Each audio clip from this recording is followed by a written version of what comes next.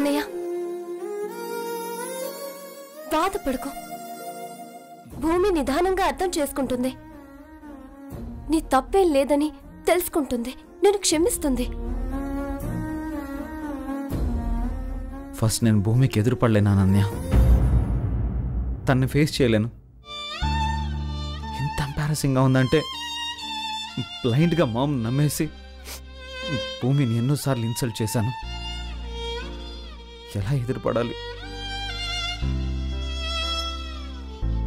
లేదు, నేను ఎదురుపడాలి. ఇదంతా నా తప్పు కాదు అని చెప్పాలి. అమ్మ ఆడిన గేమ్లో నేను ఒక పావునైపోయానని అర్థమయ్యేలా చెప్పాలి.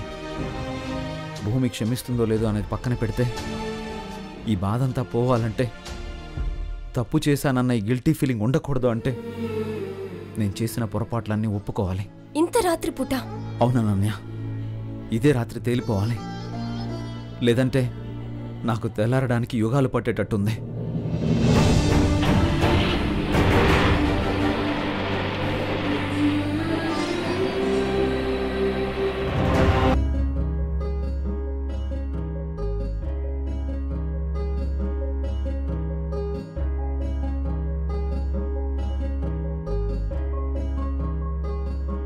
ఇవాళ మీరు చాలా సంతోషంగా కనిపిస్తున్నారు. దానికి కారణమేంటో కూడా నాకు తెలుసు.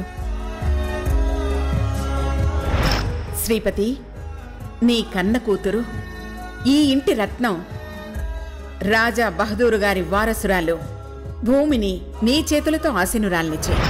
మన మనవరాలు మన ఇంటికొచ్చేసింది. అందుకే కదా మోదుకొండమ్మ తల్లి మనల్ని అక్కడికి రప్పించుకుని గౌరీ రూపంలో నాకు కనువిప్పు కలిగించిందండి. కళ్ళు తెరిచూస్తే ఎదురుగా ఎన్ని దుష్టగ్రహాలున్నాయో తెలిసింది. నన్ను వాళ్లతో సమానంగా అనుకుంటుందమ్మా గౌరీ.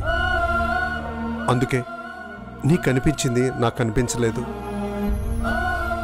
నీతో మాట్లాడింది, కానీ నాకు తన ముఖం కూడా చూపించలేదు.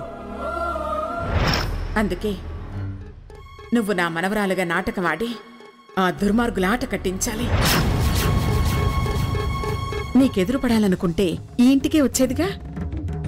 నీ తొందరపాటు మూలంగా భర్త ఉండి విధవలా బ్రతికింది, తండ్రి ఉండి అనాథలా బతికింది తన కూతురు. పోనీలేమ్మా, కనీసం ఇప్పటికైనా నా కన్న కూతుర్ని నా దగ్గరకు పంపించింది.